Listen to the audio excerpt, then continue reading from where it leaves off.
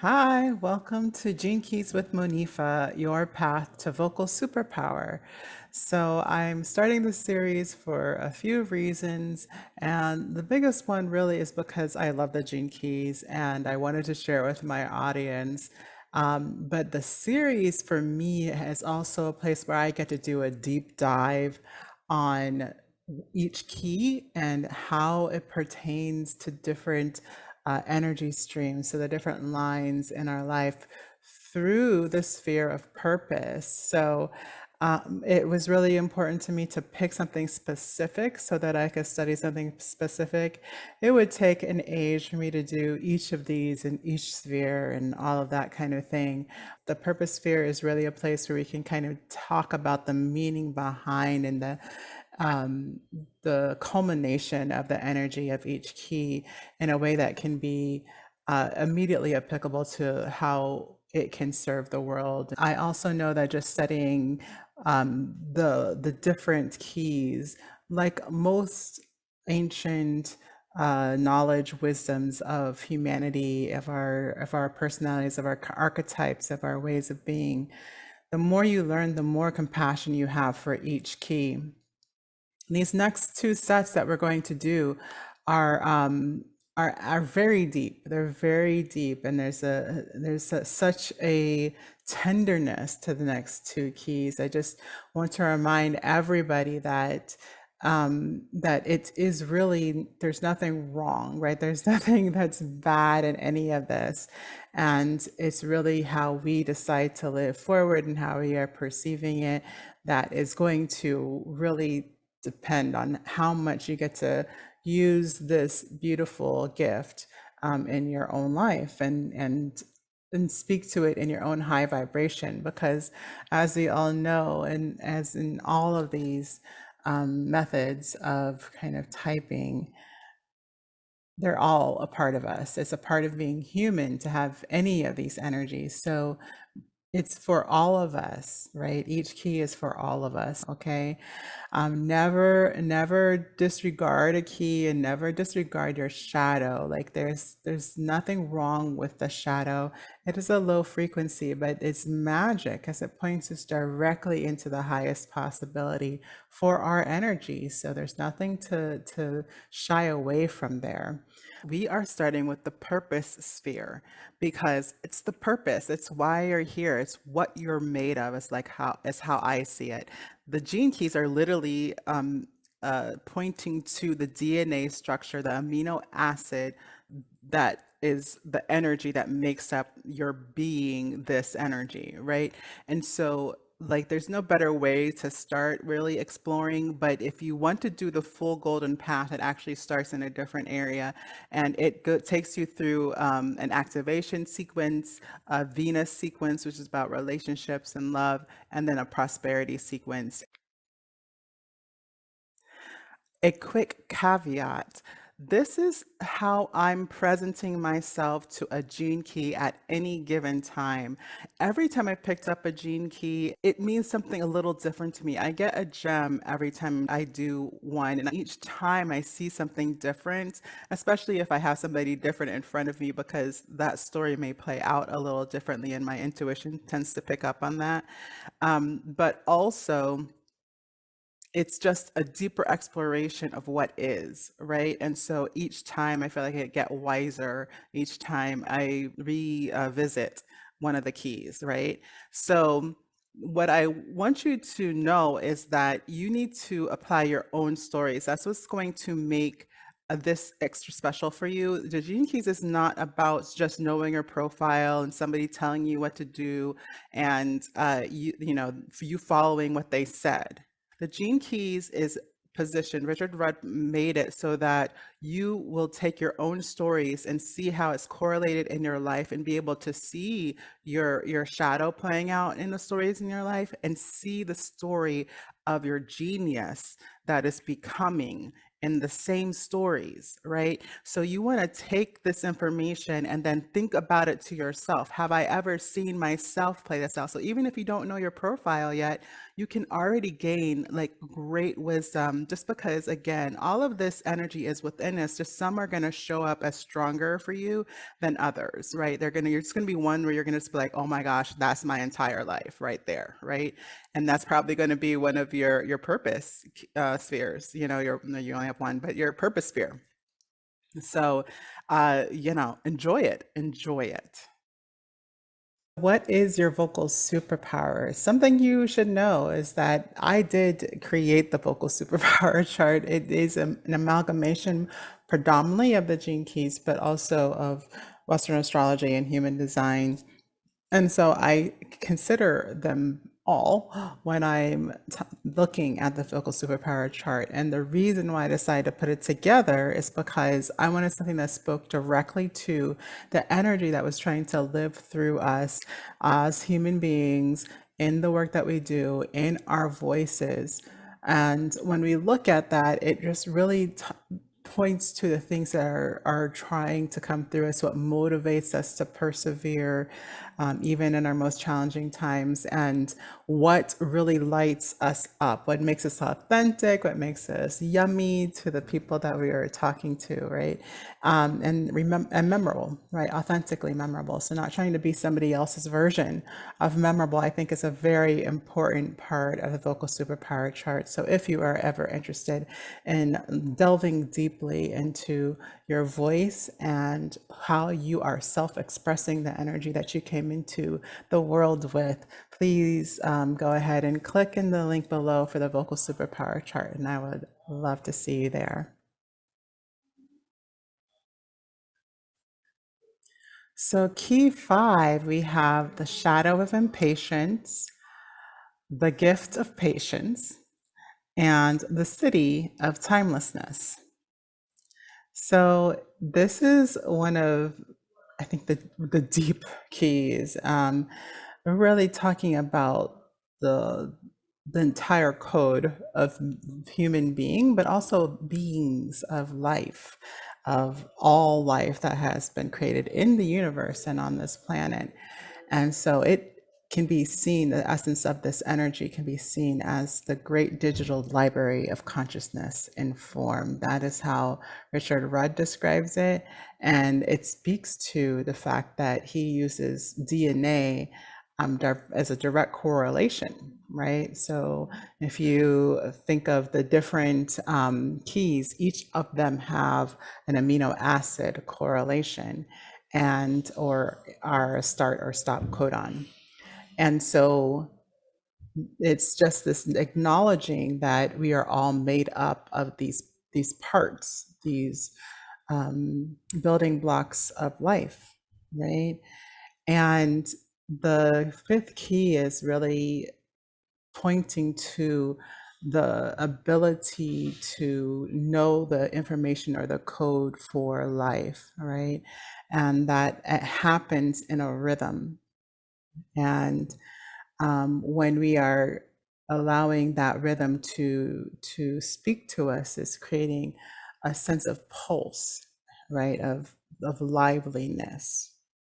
And one of the shadows, the trouble of shadow is that it doesn't trust that there is a harmonizing factor of the universe. So it fears that there is no real congruency to life, right?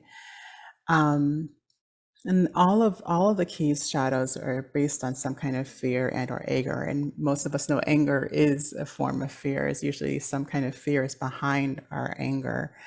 And so it's really just looking for, in the fifth key, it's looking for an underlying order to the universe. And it doesn't feel like there is any, because there's always, it's not a stop and take a picture type of thing, right? It's a orchestration, right? And it's constantly moving, and it can give us a sense, if we are not trusting in that movement or rhythm, of not being safe, right?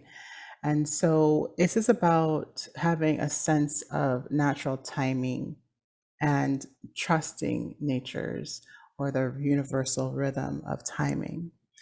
And it just speaks to me so much because it's very, to me, reminiscent of my purpose key, which is 32, which is when we really have lost that loop of being part of the loop of universal life, right? Life and the universe. So it creates this sense in the fifth key, it creates a sense of impatience.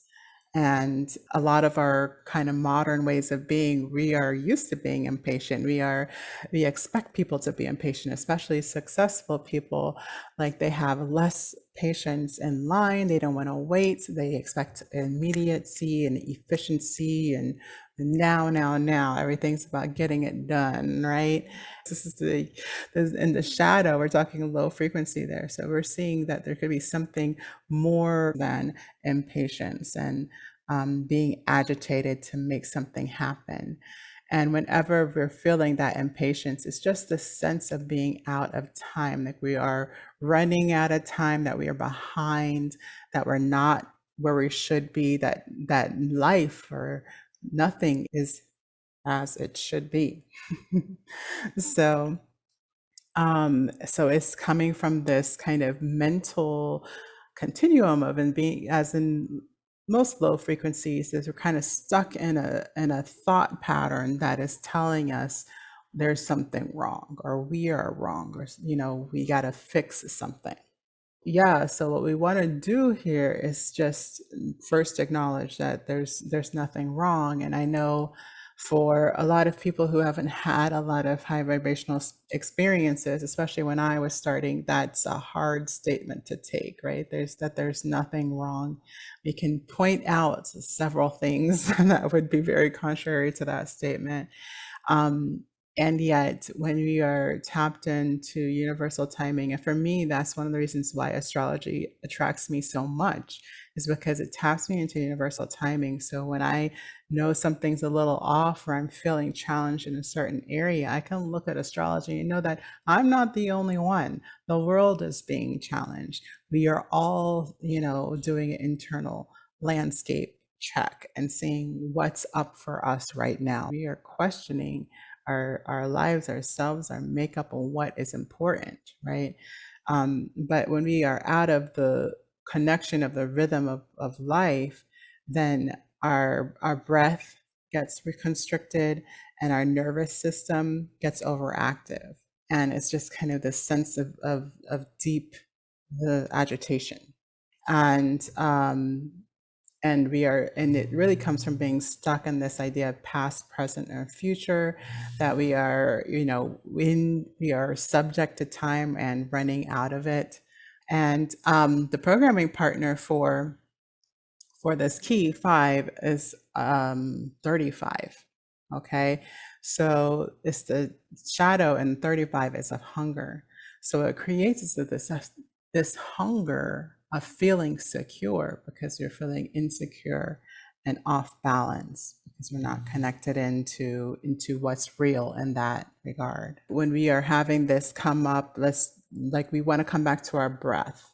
We want to come back to our breath, the rhythm of our breath, and then creating our own sense of time from there. This is one of those keys where it will take itself on a spiral. It's a propelling cycle, so it will push you down right into this kind of lower and lower vibration as you confirm your reality that nothing is, things aren't the way they should be. And so just constantly feeling more and more like something's wrong and looking for the evidence of it and questioning existence really is where it comes down to. And so the only real way to start getting out of that sense of running out of time is by stopping and breathing and starting to regulate time through breath and through inner movements. So on the repressive side for key 5 is being pessimistic. Again, impatience drives people to give up on life because of that spiraling downward. You just completely lose a sense of rhythm, and of being in rhythm with your life, and the deep fear that nothing will ever improve. Okay, I'm just getting, and nothing's improving. I keep getting proof that nothing will improve, right? And that it's something that you want to get to the point where um, you're going to either, well, you don't want to, but you're going to either get to the point where you are going to break down or break through, right? And so the ways that we break through are really getting back to presence, and the best way to do that is through breath, and or you just wait for the shift to happen so that you can have a sense of coming out of it. But you have to be patient enough to wait. So for those prone to depression, the really sometimes the only answer is to wait. The only answer is to wait and not to give up, you know. um, I know for a lot of depressed people, reaching out never feels like a true option, but waiting may be an option if you can just like count a few more breaths, like just take a little bit more time, right? And just see what happens. See what happens. Like give yourself a few more days of just see what happens, right? So on the reactive side, it looks like being pushy. On the reactive side, is that people get impatient. And well, it's a stay in the shadow, right? And so because they feel like they're running out of time, they want to make others move faster. And it's a sense of basically trying to force life to flow in the direction that you want it to flow in. And it creates, again, a sense of disharmony and being all out of rhythm, right? And so it feels like, blocks are coming up like purposefully to get in the way of your work or your path. And it just makes the person kind of, again, this is another spiral. It keeps that to push harder. Just gonna, well, it's not working, so I'm gonna just push harder. I'm gonna do more. I'm gonna make it happen. And eventually, same way, eventually it's gonna snap. Something or someone is going to snap. So if you're pushing somebody, they're gonna snap, right? If you're pushing something to make something happen, something is going to want to release that constant pressure of making it happen. And it looks like a mess. And so really the shadow, a lot of times people only learn from the experience of seeing that that's not working. If you're gonna believe that like there's nothing right in the world, then that's just, that doesn't get better. If you're going to push until something happens, then you're just going to be breaking things and breaking people and breaking relationships over and over and over again until you decide to try something different. It becomes a reoccurring cycle. So what we want to do is come back to breath and give ourselves the opportunity to live into the gift of this same energy. There's nothing wrong with the sense of needing to move forward, and that there's something to go or aspire to, and that there's nothing wrong with wanting to feel the certainty of life's rhythm. There's nothing wrong with that, but there is a higher vibration, a frequency, and experience of that emotion. And that is patience. And again, this is one of those keys that there's not a lot of things that will resolve this for you. I feel like the best answer is breath for this key and the purpose sphere. But patience, because the thing with patience is that you have to be patient to get the proof of patience, right? And so in other words, you have to already be able to and be willing to practice patience in order to see the difference of the results of that action or state of being, right? And so one of the first things we learn about patience is that patience is not just about waiting around. It's not like you're going to start deciding that nothing needs to happen, right? But what patience does is that it's allowing, it's trusting that each moment is unfolding the way it needs to unfold as we move on to the next thing. And so it's actually a deep sense of trust that allows for true patience, because it's not, you can wait patiently or impatiently. But if you're waiting patiently, then it includes trust and knowing, or a sense or a hope, if that's where you're starting, that there is a universal rhythm and that there is stability into that. But as soon as you bring your awareness to that, you'll feel it, because that's how you're made. That's the point of this energy, right? And so being present and connected to what has life's rhythms will help you maintain this understanding and this higher vibration. So things like paying attention to nature and its seasons. So knowing the seasons of life and the seasons of the year, right? And seeing how they're playing out in yourself and the seasons of your being. And this is not just about age. That's mostly what we talk about when we talk about the seasons of life. It's like, youth and then teenage years. But this is actually, there's smaller cycles and there's smaller sets to that rhythm. And if you can see how a season of a relationship may play out, or a seasons of a projects play out, you're going to start tapping into a sense of rhythm that will feel like stability to you. It'll be real to you. Okay. And so, yeah, so it'll give you that sense, and then you'll be tapped into the wider universal pattern that just brings a sense of love. Okay. The if I don't know if you have experienced this yet, but if you haven't, get out into nature, just breathe it in, absorb it, appreciate it to the best of your ability. What you'll start to get back is a sense of love, of nature loving on us, of just being there for us, you know, with day in and day out. The earth is there for us. It's been holding us up since we've been here, right? So it just gives you this deep sense of love and being loved and being worthy of love, in my opinion.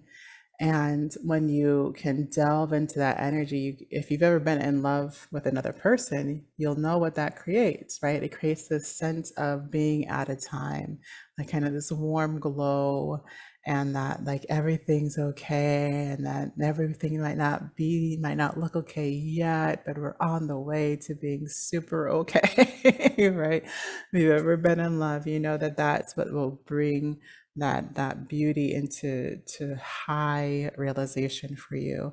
It's just this deep being with that knowledge of rhythm, love, support, right? So that ability to connect in that way is the gift. And the city is about timelessness. And to me, like, that comes back to that sense of love. If you have a sense of all consuming, unconditional love, like you are in timelessness.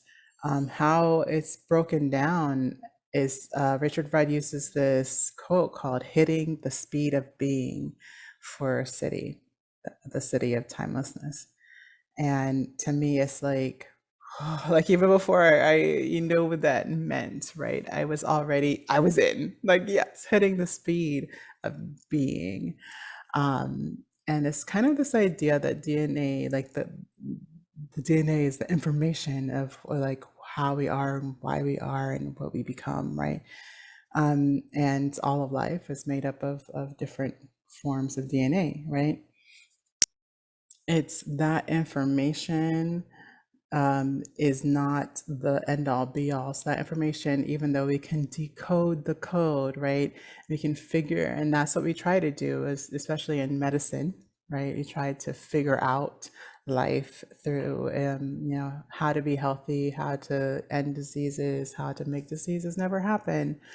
But the truth of the matter is, and the actual highest vibration, well, we can't talk about highest vibrations when we are talking about surpassing the the physicality that requires um, tracking of vibration, right?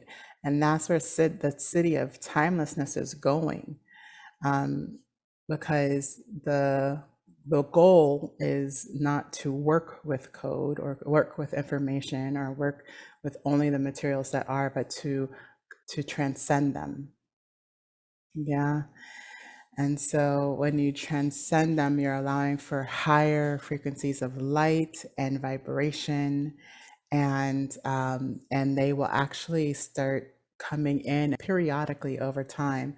So if you've ever heard of like kind of the stories of the enlightened ones or any gurus that have had this experience of being out of time, you'll they'll talk about how it may have started with like a a shorter period or maybe like an immense one, but then they didn't feel that again for another so many years, but then after that it became more frequent, right?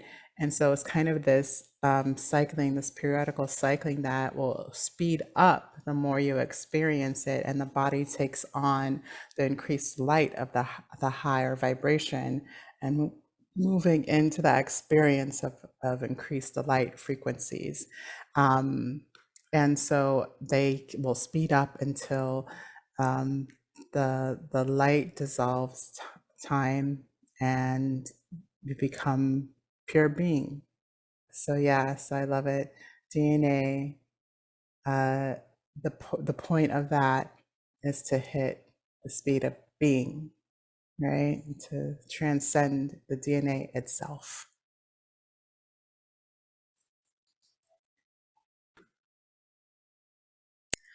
Line 3 is movement or blood in the cardiovascular system, and the adventurer or the escape artist. So line 3 is amazing to me because it's about movement. And again, we are a society that likes to look at finished products as end goals of proof of success, right? Like we want to see the realness of something. And when you're talking about the essence being movement, right? We're talking about something that we don't get a lot of representation of in life. But I know I'm not the only one, but I have a high respect to those who understand process, and that life is process, and the beauty and the loveliness and possibility are in the appreciation of process. These are people who know that innately as part of their beingness. And so if you want to understand this more, that you can really look at all the essences of change. Richard Red points the I Ching itself, which is the symbol that's on the front of the video cover. And it's an ancient knowledge that's been used to cast fortunes, to talk about types of energy, to talk about energies of years and of big occurrences throughout the ages. And so the third line is really about being able to sense your sense of self and identity through movement rather than stillness, rather than something being finalized, done. It's about the movement itself. So, experiencing life's adventures, traveling, having a physical exertion, moving your bodies. If you're athletic, then that might be why, right? Because it feels good, and it affirms your life. And when you are moving, you actually feel grounded. So a lot of people have to slow down or get still in order to feel grounded, but you actually get grounded through movement. Yeah.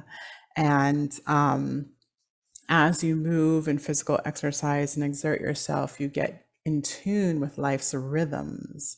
So we are talking about the key five, and so as well in this video. So when you look into the synchronicity of that, that's a beautiful thing, right? Because the whole point of the Gene Key 5 is that you need to remember that there is a universal rhythm, and the way you remember that universal rhythm is through movement. If you're a line 3, okay, so move your butt. And that's how it comes through in our activation sequence. But in the Venus sequence, we are looking at how we relate to others. Okay. And so in the line 3, moving into Venus sequence, we've got the shadow of the escape artist and the gift of the adventurer. And so what we want to remember in this experience is that the same way that movement is life affirming, it's like it's also how you can move away from what you don't want, right? And so the tendency is to kind of duck and move in order to avoid things that you don't want to feel, experiences you don't want to have, challenging situations. And so on the repressive side, it looks like trying to divert somebody's energy. Oh, yeah, don't look at what I'm doing. Look over there. Oh, look, see what she's doing. Or and reactive side, it looks like creating emotional dramas. So it's like, again, playing out a scene that says, woohoo, right? I'm here, but I'm not here. There's bigger things afoot, right? This energy of trying to avoid through movement can make you run away from commitments in life because of the fear of responsibility or disappointing others, or just the complexity and feeling like something may be bigger than you. So that is the shadow side. On the gift side of being an adventurer is that you laugh. You laugh at yourself. That's the inner strength of that. You laugh at yourself. You know that, yeah, like I know I'd rather tell this funny story, but yeah, really, this is what's going on. Huh? Thanks for being here. Right. And the outer strength of accepting the feelings of others. So, like, you get to once you're living in this gift of this, you really realize, oh, we're all, feeling a little insecure. We're all trying to look our best, and we recognize when others are not, they may not be feeling that way, and so we get to take them into our arms, and or just a friendly smile, and letting them know that they're accepted even if everything is not looking or going right. The highest potential of this gift is just being so enthusiastic, it's contagious. Like, the more you're into something, the more everybody's into something. So you can get a group to get lively and to recognize the ability to live and through movement, right? So you're probably the person that can get everybody to go out to the festival, or out to the movies, or out to the dancing, right? Where that, if you have any friends like me, that might take a lot of effort, but you have a very natural a natural ability to get people in and involved and doing, right? And people find that contagious about you. So how does the line 3 want to live through key 5? And the shadow can be very it can increase that spiral. It can actually speed that up, right? There you feel like you're not connected to life. You feel disjointed. Nobody's ever going to like want to be in that cycle or spiral of depression with you. So you push people away, or you create emotional dramas to keep people around, or you try to you try to act like nothing's wrong so that you don't depress other people, but then you're not really feeling comfortable being your whole self. And so you leave relationships, or you stop being friends with people because you're not really showing up in your full self.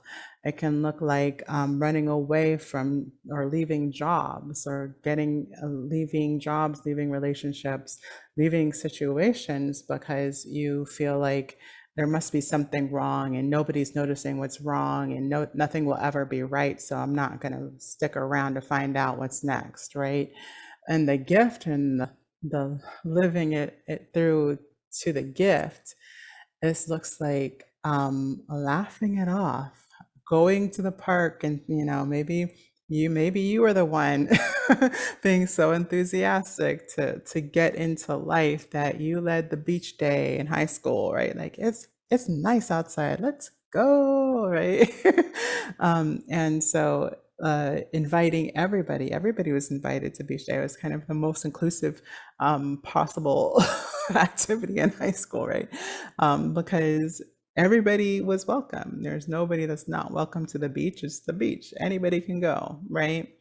So accepting and bringing everybody with you, and then being out amongst nature with people, you're in your most alive place. There's nothing more life affirming for this energy. So don't back away from living. Don't think that if it's wrong it'll always be wrong, right? It may feel that way, but if you start getting back to the breath and moving anyways, and moving your body, if you just get outside and move, then you're gonna find a quick turnaround. If you don't trust people yet, you can just go out into nature, right? You don't have to bring anybody with you yet. So, but it starts there, getting out there, breathing in that air, appreciating nature, and letting it represent the rhythm of life to you and the possibility of living it.